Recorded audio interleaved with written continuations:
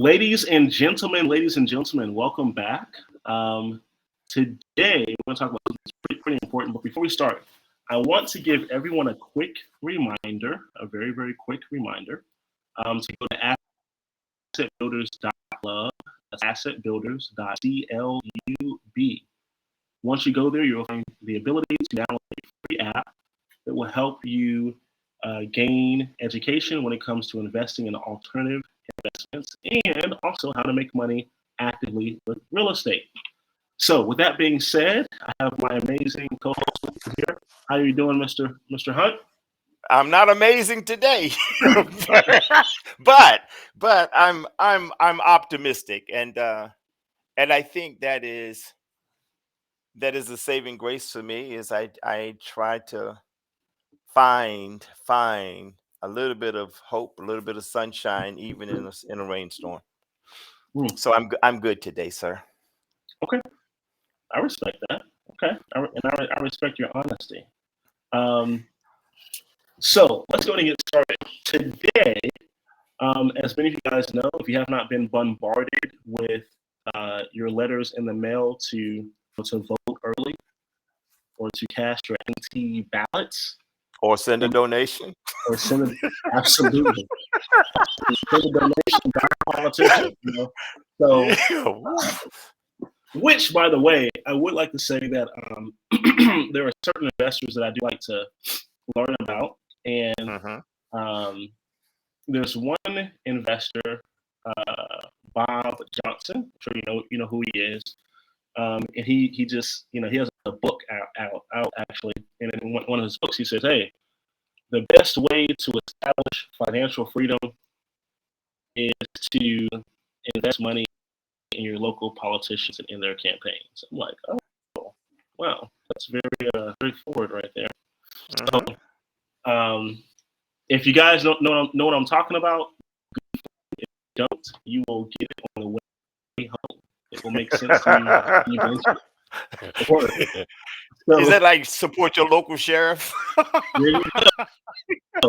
Okay. Matter of fact, when I'm driving, especially like driving out of state, and I see people who are speeding, but they have in their license plate a little sheriff um, medallion. Decal. I was calling it, Uh or huh. decal, yeah, because Yeah. they chose to donate to the local sheriff department or the state sheriff department. I'm thinking, oh, okay, so we kind of got a little free pass to go a little bit above speed limit, huh? So yeah, that's kind of Psych. feedback. Psych. It depends on Wait, who the wait, sheriff is pulling your butt over. wait, wait, wait. Nod, Okay, nod, and again, nod. if you don't get that one, you will get it on the way home. Um, not in jail, but you will get it Oh on the way home. man. So Yes, hey, sir. can you let everyone short segment what's going on in the economy, and I guess why the heck should they even care? Man. Um, I guess where do I start? I think most people, I would say, do not really understand the enormity of the economy. They don't really know what the economy is. They equate the economy to just the price of gas or the price of food at the grocery store, and they don't realize that there are reasons why gas is high. There are reasons why the shelves in the grocery store are bare. There are reasons why. And many of those individuals blame the government for that for the woes in the economy.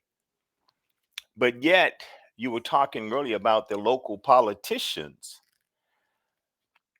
The politicians, be they local or otherwise, are constantly playing gamesmanship because rather than doing what's best for the people, they continue to do what's best for the party. So we're in constant flux and in turmoil.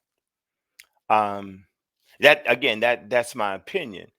We have relied heavily on um, agreements with, particularly with China, for goods and services. and India, Vietnam, Bangladesh, Malaysia. Again, for basically for manufactured goods. Well, when COVID hit 2 years ago, a lot of things were um, Topsy affected, tremendously affected, where that factories were closed in China. People were laid off, and I mentioned this the other day. People were laid off that worked the ports, who loaded the ships, who unloaded the ships, who loaded the trucks at the docks, who drove the trucks, who unloaded stuff at the warehouses. All of that, all of those things impact what we get, what we can buy, when we can buy it, and how much it's going to cost. But it's so easy for us to blame somebody for our lack of initiative, our stupidity, because we trust the man. Okay. And we're just waiting. And I say, as we were saying before we came online, people are not astute enough to deal with their own economy. They're waiting for somebody else to always get them a job, give them a raise, and hopefully give them a pension. But a lot of places aren't giving you a pension.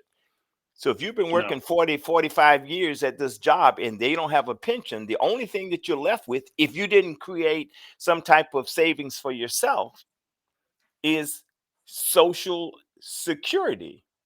And I no, no, think no, I no. heard someplace that I Social think, I'm sorry. insecurity. Well, Social insecurity. but McCarthy said last week, paraphrasing, that they're going to reduce the benefits of Medicare and Medicaid. I mean, Medicare and Social Security. They want to do away with them. So if you've been depending, if you thought you were going to be depending on those things, they may disappear, just like women rights are being eroded. And I'm not being political. These are factual things, okay? And I remember sometime reading something, and I'm going to mess it up, but it says first they came after Jews, then they came after the Irish, then they came after the Italians, and then they came after me. At some point in time, at some point in time, if you are not actively doing something for your own personal benefit, you will be left out. You're in the game today, and tomorrow you're on the sidelines. You may not even be in the stadium. And that's part of the economics that I'm talking about. Okay? It's not just the price of gas, it's not just the price of food. There are other things that are impacting how we live, where we live, and how we make ends meet. That's right. So let me say this real quick. And I'll wrap it up this way with our. We got like maybe a minute and a half. This is an article by Pew Institute, and it's just stating that these are the top 7 concerns for voters. We have the price of food and/or consumer goods, right? Gasoline and energy, cost of housing. We have consumer products again, quote unquote, employers not being able to hire or find qualified workers. We have the stock market, and then we have individuals looking for employment. And I just want to say this real quick.